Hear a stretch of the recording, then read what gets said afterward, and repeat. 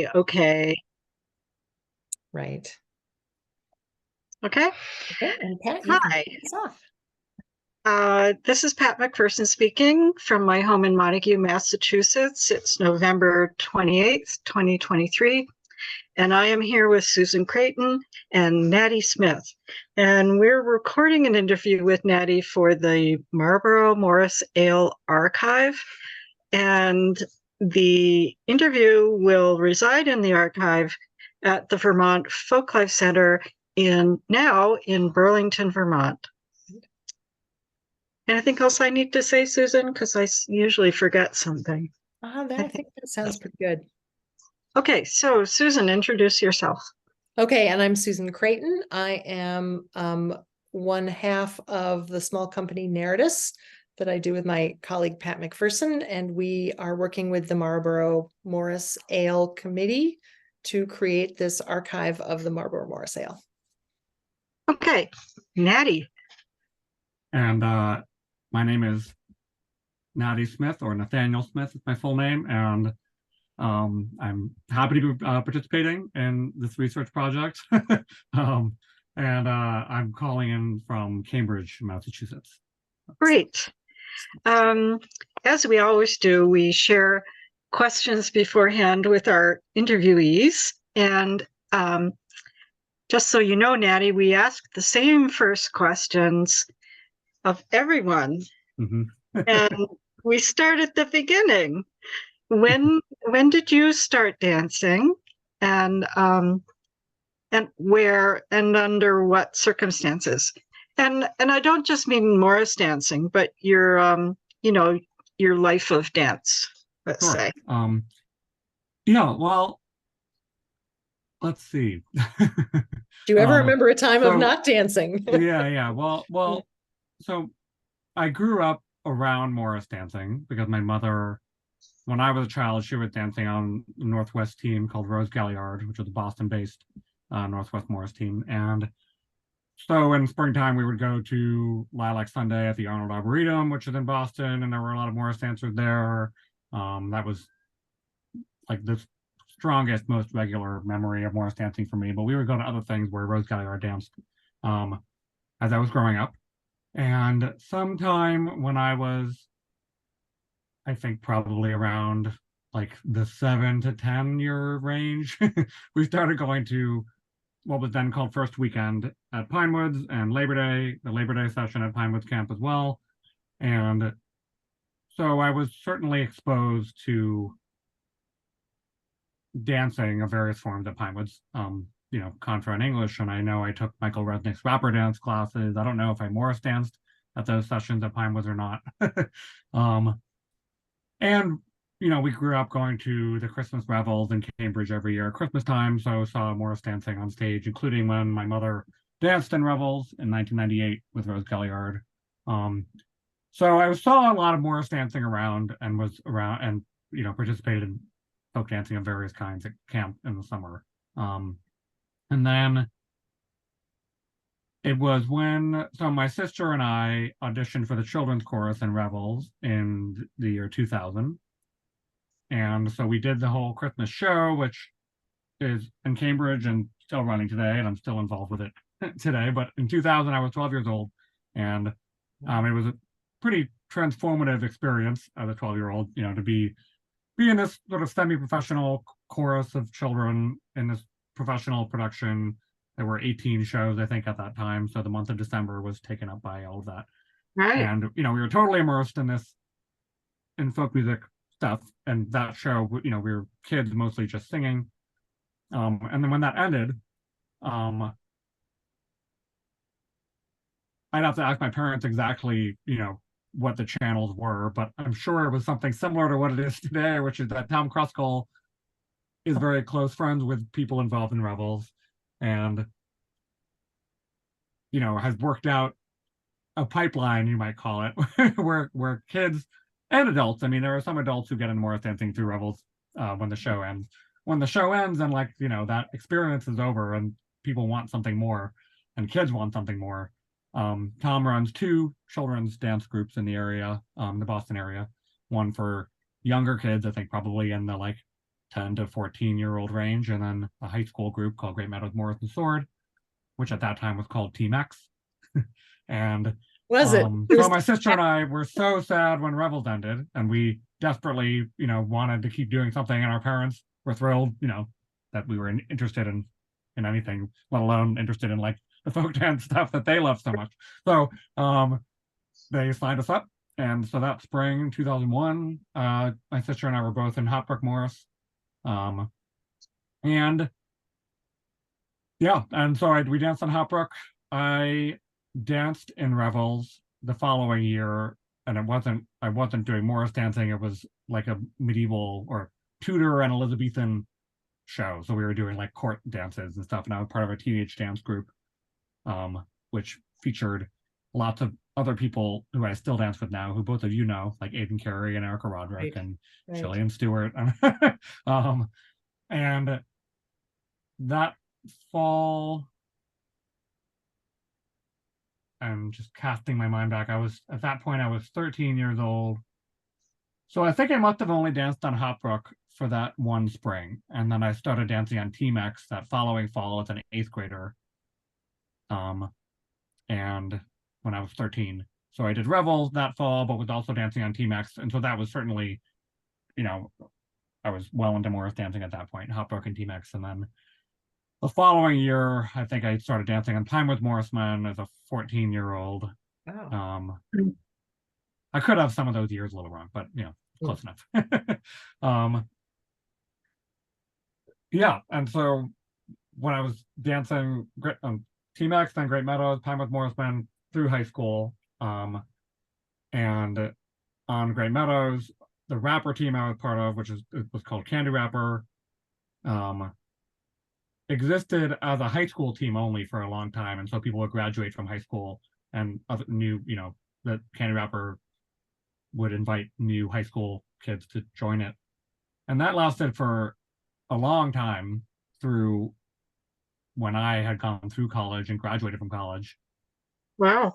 I think it might have been like my last year or two of college, and at that point, Candy Rapper, as it was when I joined it, at least a subgroup of that, who were still very close friends and still loved dancing together, were invited specifically to dance at Tom Cross-Cole's Lifetime Achievement Award. And it was so fun to get back together and dance again that group decided, why not keep dancing now as adults? And we sort of dubbed ourselves Candy Rapper VSOP because we weren't really Candy Rapper as it was. We were a very specifically selected small group. and at that point, the high school team also stopped dancing because it had, evolved so much. And then we, as a reunion team, it was confusing if we were going to the same events. It was like what anyway, were your initials there? What were your initials?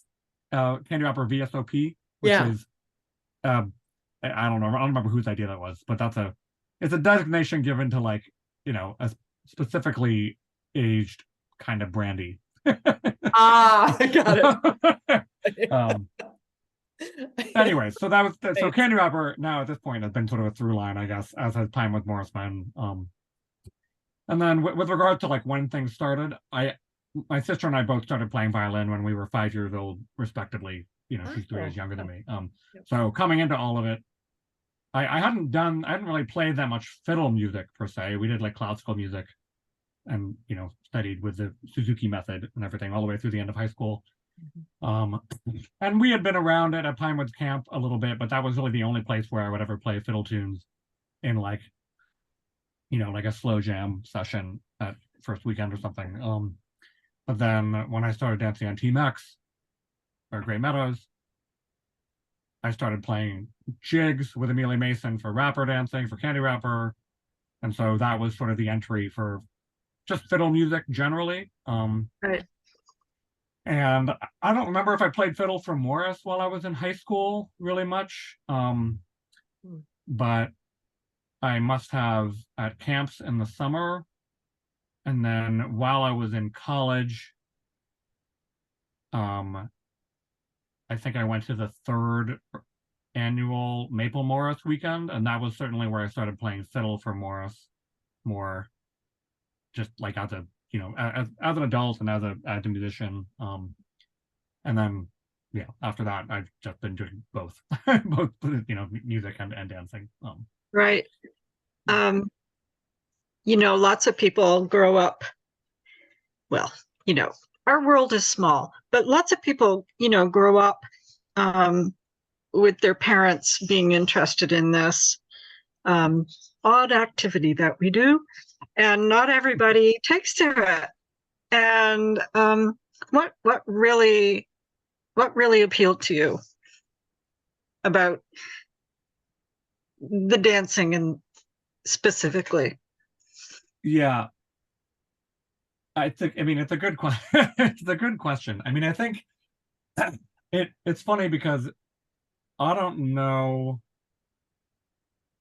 like, I don't remember, you know, my parents brought us to Pinewoods, and I guess it must have been their idea for us to audition for the Christmas Rebels.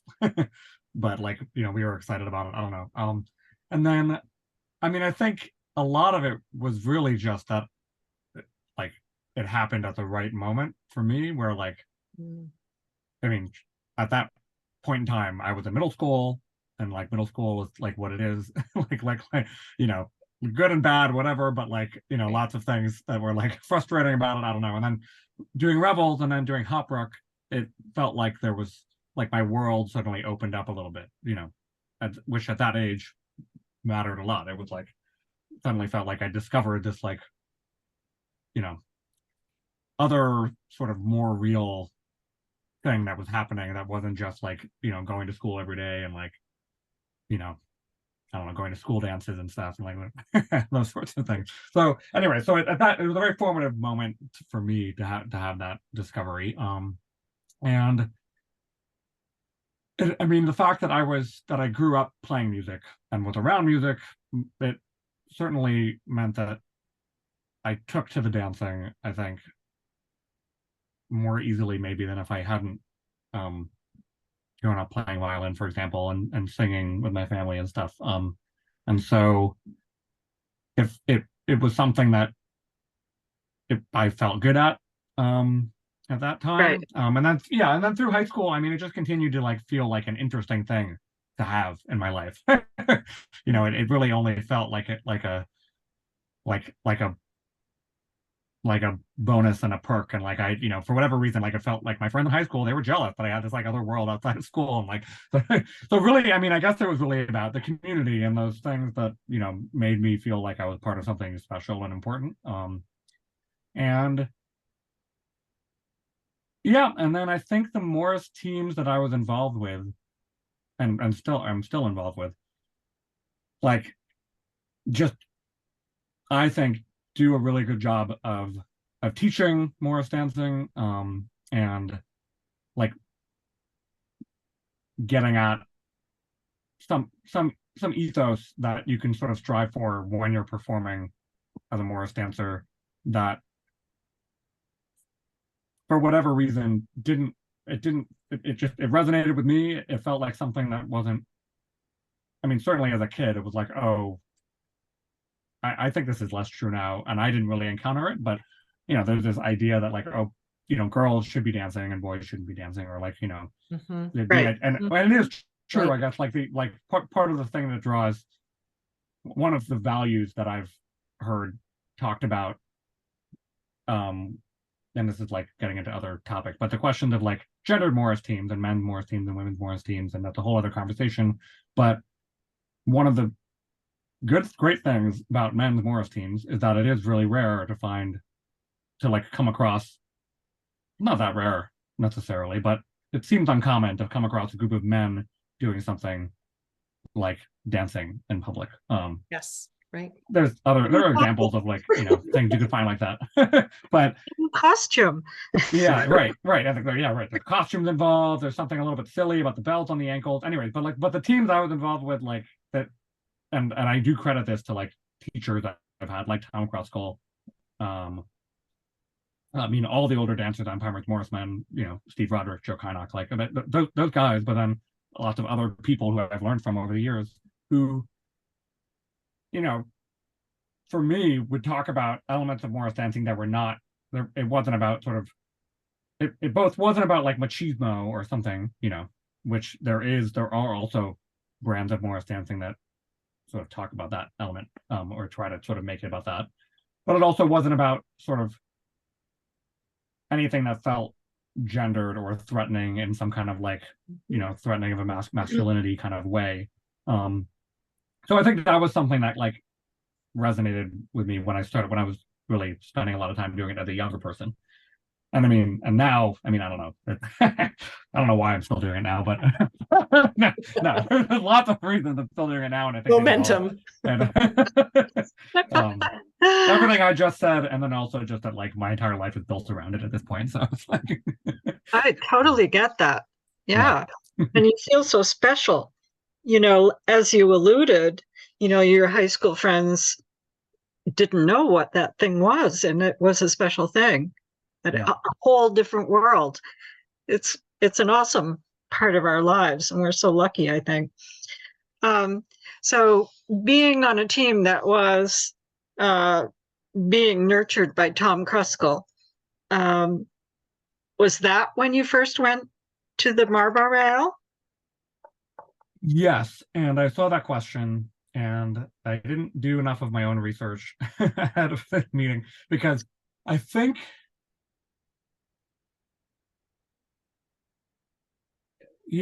definitely coming with Tom Kruskal was the first time I came, and I can't remember if it was with Hopbrook or with T-Max and Great Meadows. And Hopbrook, didn't necessarily come every year. I don't know that Hopbrook has come in a bunch of years now. They did come once or twice as like day team, just for the day on Saturday during my like middle and high school years when I was a teenager. And I just can't remember if I was with Hopbrook or not that first time. I think the first spring I started dancing on Hopbrook, I was not around Memorial Day weekend, so it wasn't that year. But either way, it's in my memory, the first ale experience, and certainly my first probably 3 or 4 Morris ales were just coming with T-Max or Great Meadows to the ale, as a 13-year-old, 14-year-old, 15, 16, 17, 18. And by the end of high school, Pinewoods Morris men who have not been invited every year, they must have come once I started dancing on the team while I was still in high school. And so sometime in high school, there would have been a year where I think my priority was probably Great Meadows. Like that was the team I danced with on the, on the tours where the team split up. But I think I also had Pinewoods as the team that I danced with in show dances by the end of high school. And it was interesting because I said earlier, my mother was a Morris dancer. For whatever reason, Rose Galliard was never invited to the ale. And so I'd never been as a kid. I think we went to the Bluemont Ale when I was a little kid, which was a thing that existed at one point in time. And I know very little about that ale, actually, except that it that it happened and that Rose Galliard went once when I was a kid. There's pictures of my mother bringing me to I think the London Ale when I was a baby in Canada. Okay. We have a little bit of this. Oh, are you losing me? I lost. My internet is unstable, I think. Oh, sorry. Susan, were you getting all that? Yes. Yeah. It was fine on my end. Yep. Yeah, I was just talking about ales I went to as a little kid, but not Marlboro. So Marlboro was, certainly when I was 13, 14 with Tom Kruskal's teams. Yeah. Okay. Do you have any strong memories of what were your first impressions of being at the ale? Yeah.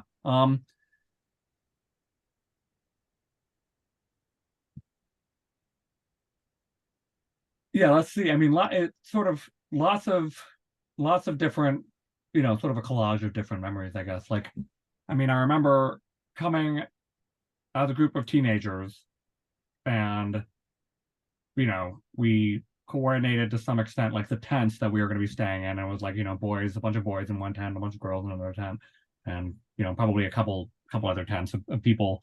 And the first couple of years,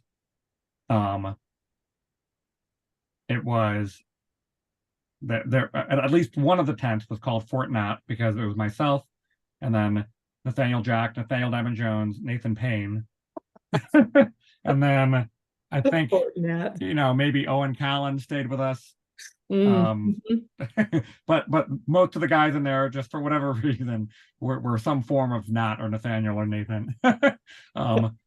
And so that was, it was just really fun and really novel. It was like this, going away on this trip as like a 14-year-old to like camp in this field with a bunch of other teenagers, but then also like mostly grown-ups who were definitely there like to hang out and party and like not Right. it was very different than being on something like a school trip or something. And that we had some parents came along. Tom would be there, and then some parent volunteers from the team. I think I'm pretty sure my parents must have helped chaperone some of those years, though I don't really remember. And yeah, it was just like my memory was because when I went for the first time, and I'm a couple of years younger than the people who now feel like my peers. So Jillian Stewart and I are the same age, but all of our other close friends are 3 years older. So they had been before to Marlboro. So I remember those first couple of years kind of, other people knowing where to go. We would set up our tents, and then someone said, oh, we're going up to the student center, because at that time the Friday night party was up in the student center, where years previously, I guess maybe it was down in the music shed. I don't know. I wasn't there for that. And so we went to the student center, and people knew, it just felt like all these people who knew each other, but in my experience, in a good way, where I think it was probably, in hindsight, I think it was very easy for me to just kind of slip right into it, because I also knew people, even if I hadn't been there before. So my friends who were showing me around, it was like, yep, here we are upstairs. Like, oh, there's Steve Howe. Like, there's the Pickup Morris dancing. And someone would say, oh, and the Toronto Morrismen might be singing downstairs. Like, I don't know if anyone actually said that out loud, but that was sort of the vibe, that people knew what was happening and where things were happening. And so I also have a really strong memory of going downstairs to the basement of the student center, where the Toronto men were doing a sing around. They were passing a bottle or something around, and people were singing and sharing songs.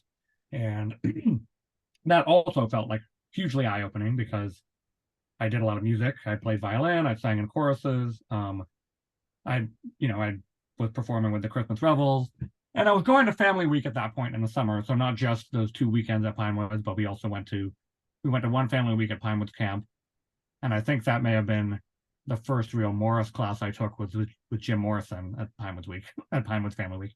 But then we went to Ogon's Family Week for many years after that, which is another CDSS Family Week session.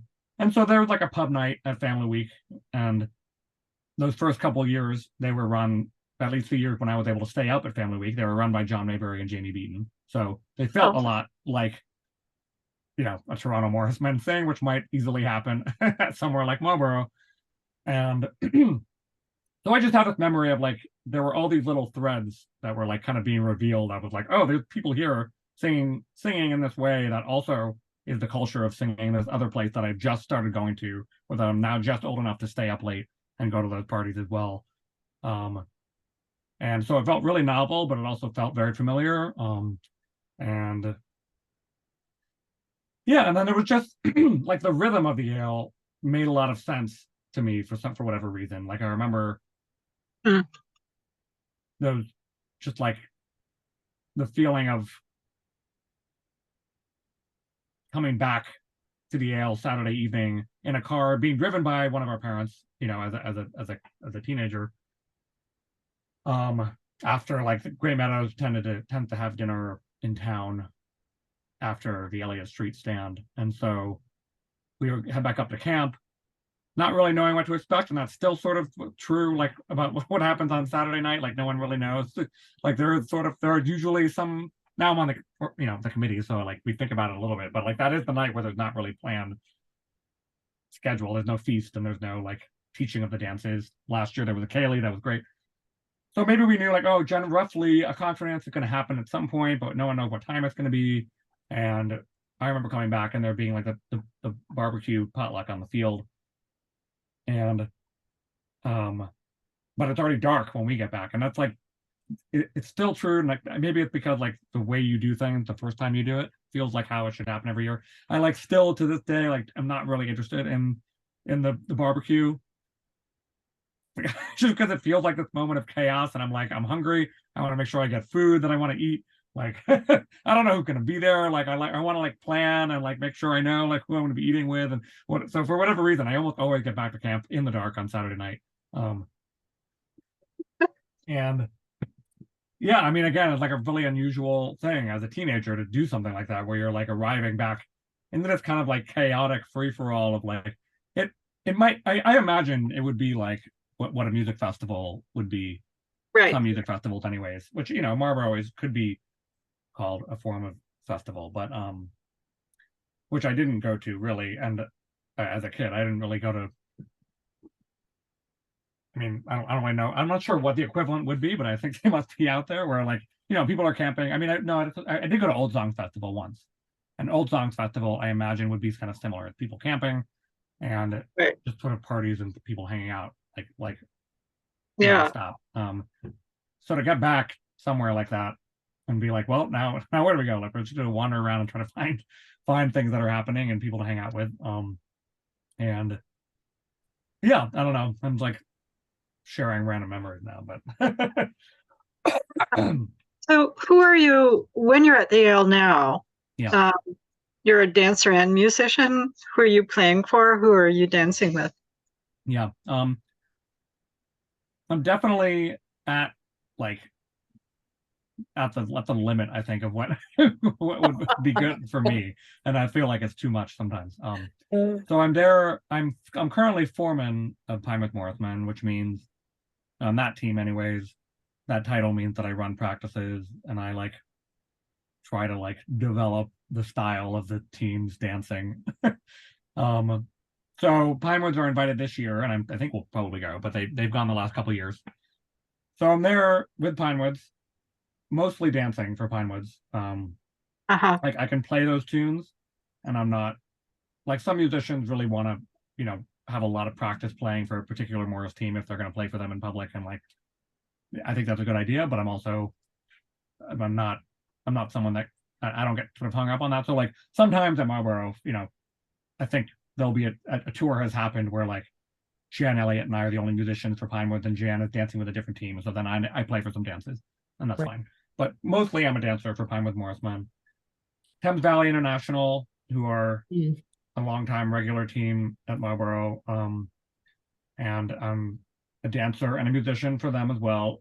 Thames Valley is in a perpetual state of flux, I guess, given that all of its members are all over the place geographically. Right. And Paul Hanford, who has been the primary musician for the last, I don't even know how many years, as long as I've been watching the team and dancing on it, just moved to Ireland. So, there are a lot of musicians on the team. I'm one of them. We're sort of figuring out, but dancer and musician for TBI when they're there. And that is it at the moment. Orion Longsword I have played for occasionally, and while my name is not, I don't think my name is on the list of like active musicians for that team at Marlboro. Like a lot of teams, Orion will like they'll want to get a lot of people up in front, and we're playing in these big open spaces where you need to be able to hear, so they want a lot of musicians. Right. And I already mentioned that I don't get nervous about playing the tunes I know, so it doesn't bother me. And like I remember, I actually danced on Orion, not the grown up team, but like what they called Baby Orion in high school for one season. Oh. So I know the dances a little bit as well. So like playing for Orion isn't that big of a hurdle. It's just I never know if they're going to ask me to do that or not. Right. Right. Do you, Natty, do you play at all for Great Meadows too? I feel like I've seen you standing up. Maybe that's unofficially, but yeah, okay. Yeah, I mean, when I came back, when I graduated from college in 2011, I was going with Erica to help teach Great Meadows, and I think maybe I was playing mostly, and I wasn't doing enough teaching. Erica and Peter Kruskal still teach Great Meadows, but I'm not as involved. I don't go during the year at all. Right. And it really only happens Yeah, Tom, I mean, basically for particular dances, if Tom wants a big band, like, or this past All year, they're this. doing a dance that had, um, that could be done to a song. And so they needed someone to sing for it. And I knew the dance and the song, so I was helping with that. So yeah, I help with Great Meadows as well. But I'm not like a relied upon musician, if that makes sense. It's more like, you know, Right. at the mass stands, if they want a big band, Yeah. and Tom likes the idea, he'll grab me and like Right. pull me over. It turns out, Natty, that you are sort of a core member now. Everything. Yeah. No, I mean of the Marlboro community. You know, the ale community. Yeah. People will come to you and say, "Can you sing for? Can you play for?" Kind of a thing. And we know, for instance, that you are currently on the organizing committee as well. So how has that, being behind the scenes sometimes takes the magic away because Mm. you know how you do the tricks kind of a situation. Right. But how has that been for you? Yeah, that's a good question. Yeah, I mean, as you both know, but certainly as has become clear from from like the story of like how I've gotten involved in all these different teams, I tend to join things and I tend to, pretty quickly want to help stuff run smoothly. So I can end up volunteering for stuff all the time. Less so now. I'm getting better at saying no, I think. Maybe. Maybe. Arguably. So anyway, so before I ended up on the Marlboro Ale Committee, I had been doing a lot of organizing for Morris Dance stuff. I mentioned Maple Morris earlier, which no longer really, or at least not in the last couple of years, it hasn't been active for a little while. But Maple Morris was sort of an event and a like young Morris dancer weekend thing that grew a little bit into a larger, I guess, organization, you might call it. Anyways, Maple is a whole different thing, but I planned weekends with them for Maple Morris stuff for a number of years. And then, I was invited and served on the Pinewoods Camp Board for a number of years. And so I've been on all these other, I've experienced different forms of kind of volunteering my time to support and work for the dance community. And what I've learned is that the thing I enjoy, if I'm going to be putting in time and outside of just showing up to dance practice, the stuff I enjoy is planning sort of one-off events rather than say, I enjoyed a lot of the work of serving on a board of directors, and I'm sure at some point I'll serve on other boards of directors down in my life, and I'll be happy to do it, and I'll enjoy lots of things about it. But a lot of the sort of board stuff is the big picture, like long-term strategy, and not necessarily getting to having to work harder to see the fruits of that labor play out, if that makes sense. It's a little more removed, right? Yeah. Kind of at the policy level. Yeah. Yeah, which is really important, and I liked some of that work as well. But it turns out what I really loved about, for example, Maple Morris weekends or planning DART, the Dancing America Rapper Tournament, which I did it a bunch of years with a couple of years ago with Candy Rapper, and then I did it again this past fall. Is visiting the sites where things are going to happen, picturing what how people are going to fit in there, what will it work, will it won't, what do we want the schedule to be, putting in all that time ahead of time, trying to sort of really imagine a really specific event start to finish, and then getting to be at it and watching that all happen, and then being on the ground and kind of trying to solve problems in the moment, and Yeah. I enjoy kind of thinking on my feet in that way and things come up and trying to fix them. And so when I was asked to join the AL committee, Youth Traditional Song Weekend was actually the big event that I was in the part of the founding committee on for a number of years. And so that probably gave me the most grounding and planning ahead for something that runs Friday to Sunday or Friday to Monday. When I was asked to join the Marlboro committee, I'd already done all these other ones. I knew what I like doing, what I don't like doing. Yeah. I, you know, be, not that everyone's experience is necessarily mirror, because most people maybe don't their like own maturity, but like, I came in as like a young teenager, and then I grew up and grew, in it. So it hadn't like lost its magic, but I had a more sort of mature view of the event already before I was asked to join the committee. And also I was asked to join, I guess, during COVID. And for the first ale back after COVID was my first ale, not after COVID, because COVID still exists, but the first ale that happened after COVID-19, Right. like, Right. happened in the first place. So it was already like a different, like so many things had changed about how it was going to happen. Right. And at that point, even if I hadn't been on the committee, I like knew everyone on the committee. And so I was already like going to be intimately acquainted with like what was happening behind the scenes anyways. So I think because I feel, I'm so sort of like deeply embedded now in all these different groups, joining the committee felt like a very sort of logical and like easy move. I don't feel like I don't really feel like I lost anything, partly because I think I've tried really hard to like be clear about like what the work is that I want to do, and so I can prioritize the bits of the ale that I want to be at. I now have a child who we bring along to the ale, and so that changes stuff anyways, that already everything was going to have to be slightly different. Right. And so mostly I think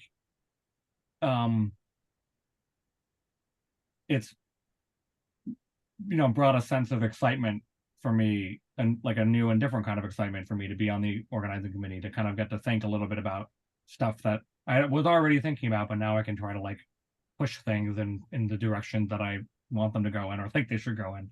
Do you want to say anything specifically about what your goals have been while you're on the committee? Yeah, I mean, something, the things I think about a lot, whether or not, I think it's a slow process, and like, managing to make any real, not big changes, but like change things about the ale are just going to take a little while. But the stuff I think about are sort of making the event and the community accessible to new people without alienating or taking away from the community that already exists and the event that exists. I'm not quite sure how to do that, but the kind, there are things that I'm thinking about, like I'm hoping to put together like a more kind of comprehensive like acceptance packet, or whatever you want to call it, that teams might receive, which hasn't really ever happened in my experience. Usually what happens is the squire of the ale sends an email, and that gets forwarded to the Morris team.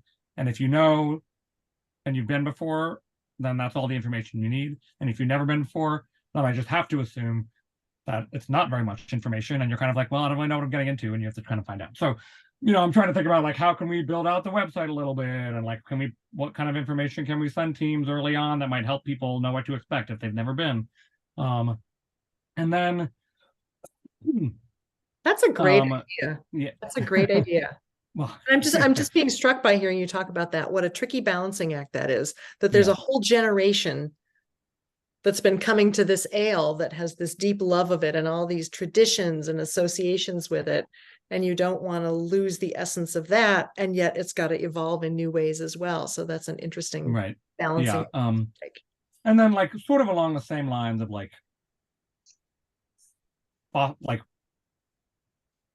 guiding or shaping the community, in that, under that sort of theme. Something I think about, and the committee has talked about, and we're muddling forward, as I think all groups do, are like the elements of the ale that, like, for lack of a better word, can can be dangerous. I don't mean dangerous in like in a really, dramatic way, but it is an event where there's a lot of alcohol. It's an event where there are people of many different ages and with lots of different life experience. And that's true of a lot of different things in the world. Marlboro just happened to be one of them.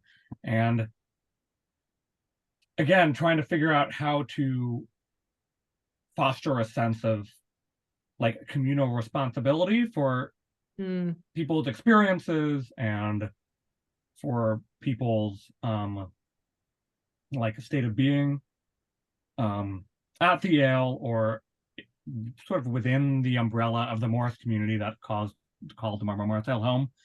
But again, so an example of that would be like, do we write a behavior policy that says if someone acts in a certain way, they get kicked out? Right. Like that feels like a dramatic and sort of a hard thing to manage. Like, what is that line and who's responsible for stepping in and telling someone they have to leave, and how do we do that or not? And that's something the ale has kind of tried to manage for decades, and in different ways. And the question is, do we continue, kind of, at least in my experience, it's been managed pretty well, sort of under the radar by people who do things, quietly to like help try to manage at least dramatic situations where someone might be too drunk, or someone, has a really angry outburst and upsets a bunch of people or something. Like, people in the know will kind of try to manage it. But it's usually, in the last 20 years that I've been going, it's been done kind of, on the down low and not without any sort of formal documentation. So something conversations I have on the committee, we're talking about like, how, is there a way, can we formalize it in a way so that, again, so if like a new person comes, they know you're just setting expectations. They know that that's, without being overbearing, without like without freaking people out and making people who've been coming for decades think, oh my God, like, have we been, are we about to be kicked out of the, like that, we don't want that to happen. Like, that's not what we're talking. We're not gonna like ask for volunteer like behavior monitors, like that. Police. So that balance, that's something I'm thinking about and trying to sort of help contribute to as we try to move it forward. Can I ask a question? I know it certainly at this last ale. I can't remember if it was at the one before as well, but giving everybody the equivalent of I'll call it a camper job. Right. Giving everybody sort of a job to do over the course of the weekend. Did you have any hand in that?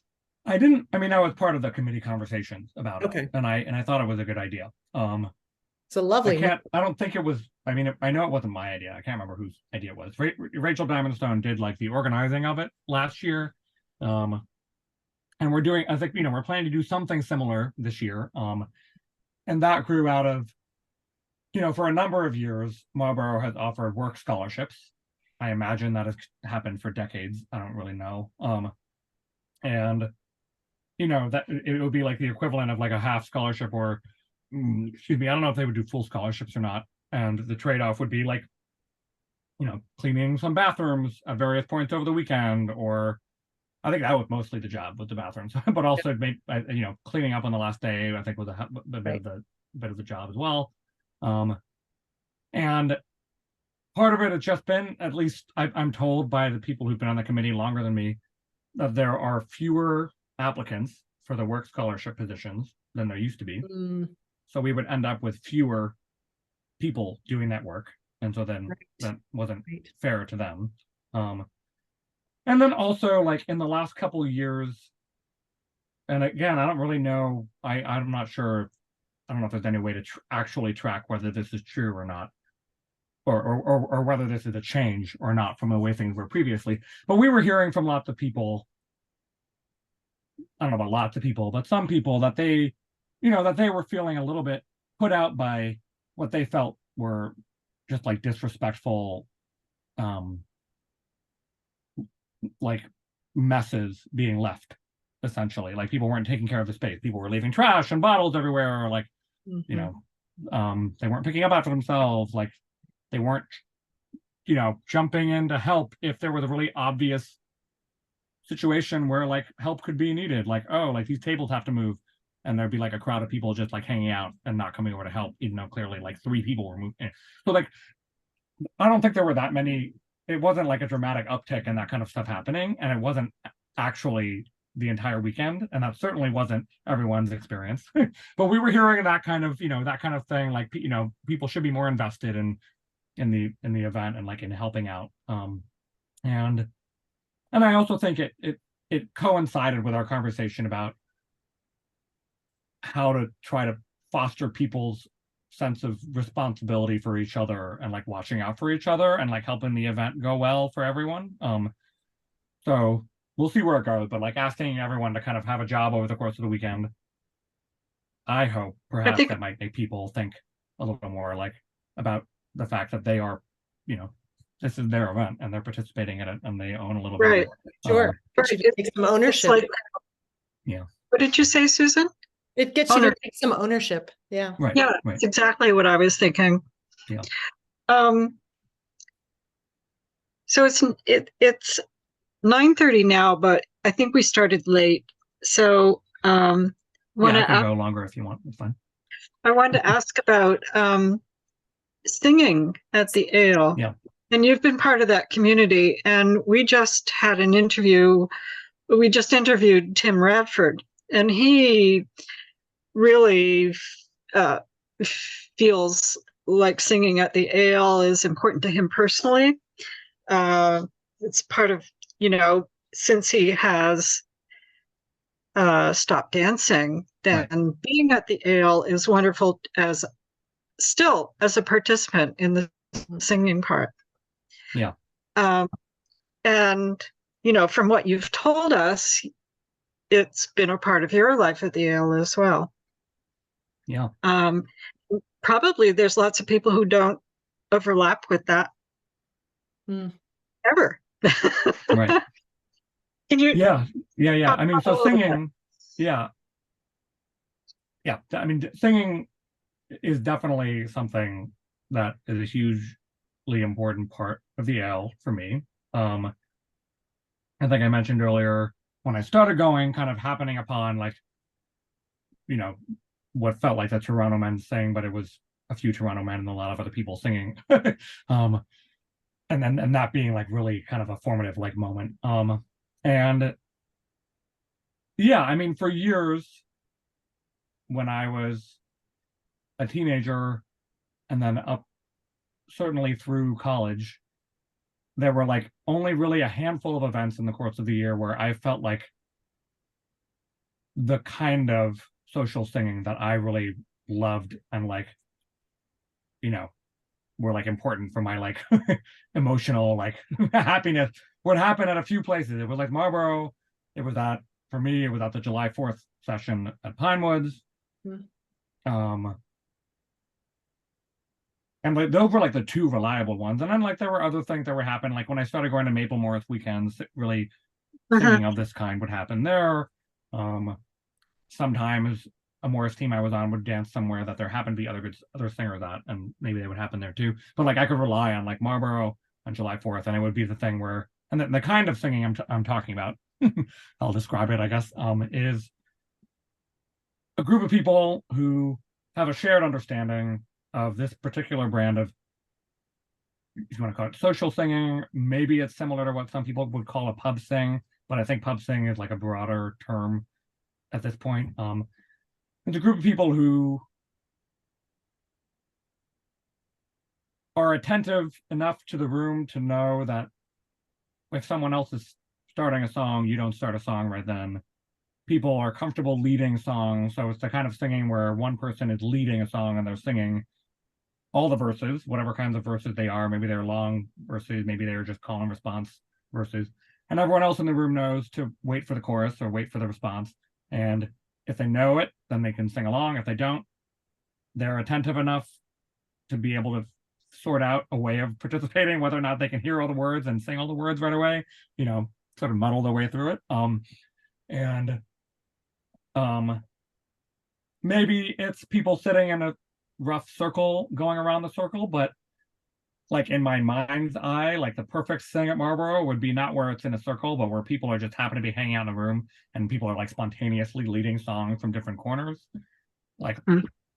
it's rare that that happens completely spontaneously. Like usually there's a little bit of someone is working behind the curtain to kind of get people like to do that.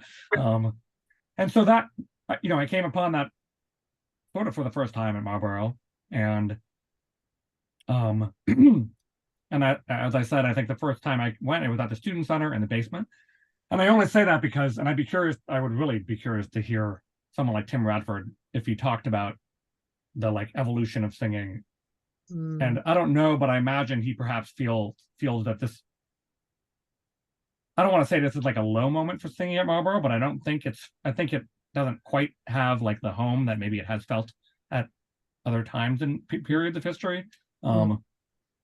Because those early years, like Friday night, there was this, my early years, I mean, around 2000, the Friday night, maybe there would be singing downstairs in the student center that first night. And the first couple of years I went, that was true. And then Saturday night, when I started going, Rosie's Pub had been closed for a couple of years, I think. So Rosie's didn't exist the first few years I went. Saturday night, there was a confidence in the dining hall, and maybe there was singing on the field, but often, in my experience, some singing would happen upstairs at the student center because we still had that. And then a couple years in my experience of the ale, at some point, we stopped being able to use the student center, or the committee decided it wasn't worth the extra money that it cost to rent. I'm not sure. And so we stopped using the student center, and I guess Rosie's Pub must have been reopened at that point. And Rosie's is sort of this iconic thing that I had always heard about at Marlboro, and then it came back, and it is wonderful. And now we're kind of figuring out again what it can look like, because the way we handle alcohol has had to change. But, you know, as a space and as a pub, it's like, you know, there's a lot of potential there, and I think it's going to be great. But in my experience, one of the things that's sort of unfortunate about the current arrangement at Marlboro is that we have the dining hall, and we have Rosie's, and then we have a bunch of tents, big tents set up outside, which is great if it's nice outside. People can hang out under or not the tents. But the dining hall is this big, expansive space, which is good for dancing.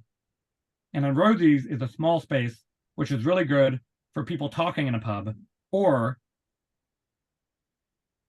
well, it's good for three things. It's either people talking in a pub, or a group of people who are all willing to be quiet and listen to each other sing, or a really loud, raucous thing where people don't mind just like yelling at each other if they want to talk, and that's also fine. But it can't be, in my experience, it's never really been able to be all three of those things, or any two of those things at once. And I just wish there was a third room, basically. You know, that's what I like.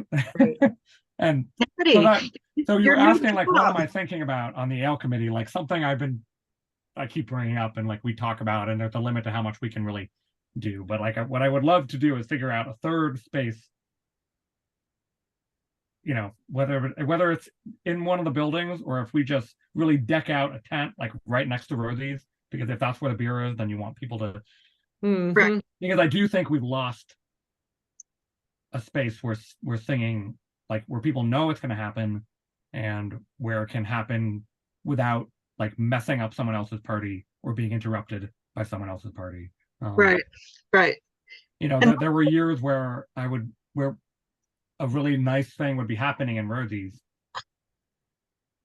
but then some people would want to come in and get a beer because that's where the beer was, and they would start talking about a bar, and then someone who had been enjoying the nice thing, and I won't name any names, would then rudely go over and tell that person to like shut up or to leave, and then they would lock the door to Rosie's Pub so that people couldn't come into Rosie's to get beer because they wanted this thing to keep happening.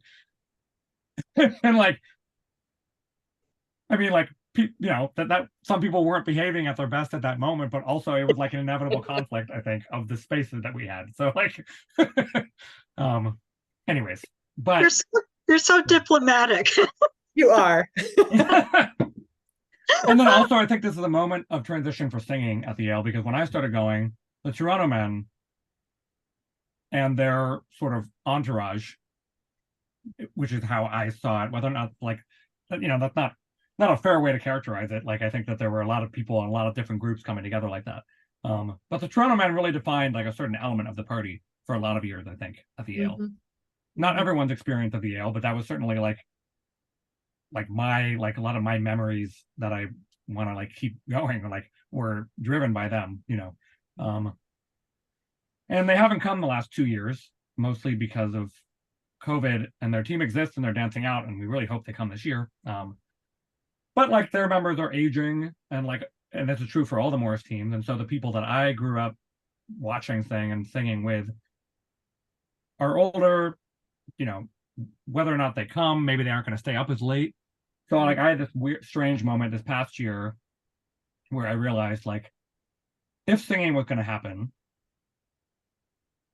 it was going to have to be me and my cohort of people who, I sing with at Youth Trot Song, or on Maple Morris, or have sung with at Marlboro, but usually like as a small part of a room full of other people. We were going to have to be the ones to like start the singing and sort of like keep it, keep the thing going, and figure out where we're gonna happen, and kind of make it happen. And I was realizing, like, oh, there's people at the Yale for the first time this year, so I'm certainly not one of the elders. I mean, I'm only however old I am. I think I'm 35. But like, I've been going to the Yale for a long time, so I'm one of the people who, as you've said, like, I know a lot about it at this point. So anyways, it's just the thing that I remember about singing at the Yale is never going to quite be exactly that again. But there's now at the that I want to preserve. You're now at the point where you're going to become one of those people that they remember being the central movers and shakers and the and that, I think this is like a conversation that goes way beyond Marlboro, which is, like ensuring that younger and younger people are still interested in Marlboro, interested in Morris dancing, and then by some, maybe there are one or two people on their specific team who like to sing. Right. Otherwise, it's just going to stop happening. Right. Yeah, and the singing was, and the thing I loved about singing at Marlboro, and that I still love about it, I guess, is that I think every Morris team has its own cultures, and I can't really claim to know what any team I've not danced on, how they actually spend their time. When they're having regular practices, do they go to the pub? Do they not? I don't know. Do they sing regularly as a team? I have no idea. The Toronto men are the only team that I like, despite never having danced with them. I'm pretty confident in like the picture I have in my mind of like what they, at least for a long time, would try to establish as a singing culture on their team. Yes, that is true. But Pinewoods Morris men are not really a singing team. Like, there are people on that team who like to sing, but we don't sing regularly.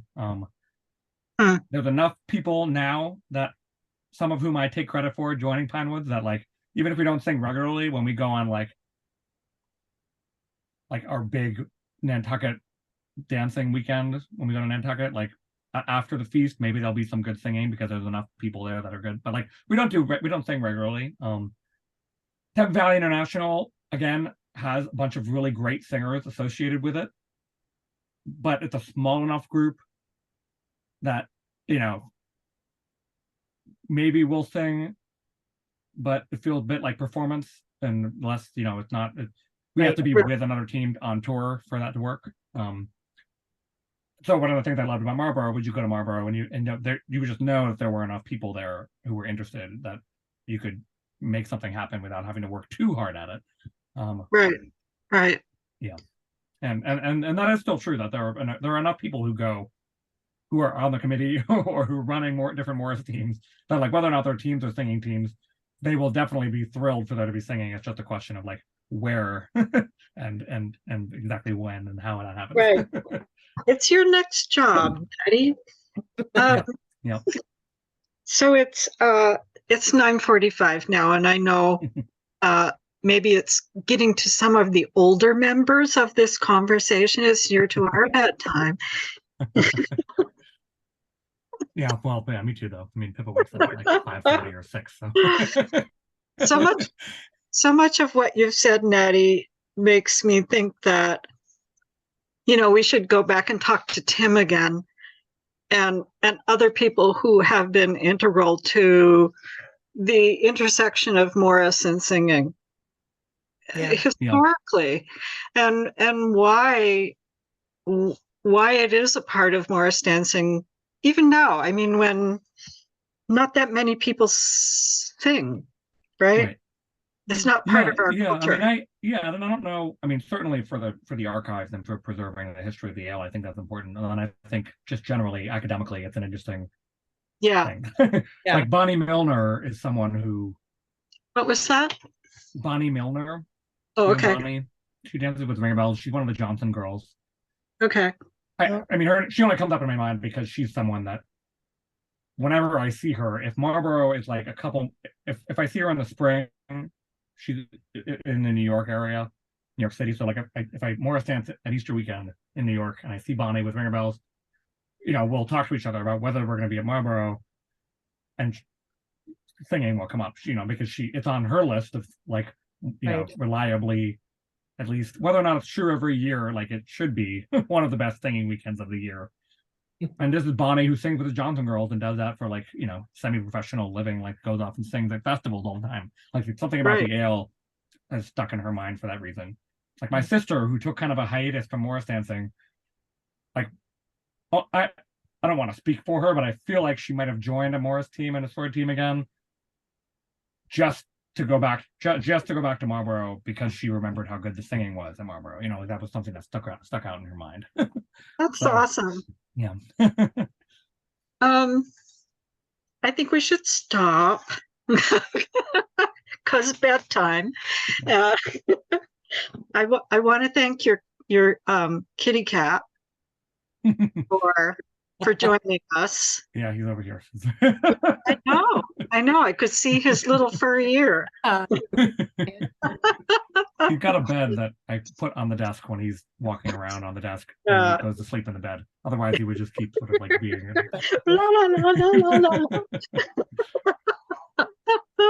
Well, thank you so much. You're very much in a unique position with the ale because you've worn so many hats and you've been involved at so many different stages of your life. So it's wonderful to hear your perspective. So thank you. Yeah, I'm glad we were able to have this conversation. And if you feel like there's more things that should come from my mouth to be part of the archives, I'm happy to have another interview. Sure. We know where to find you. Right. Yeah, we know where to find you. I mean, there were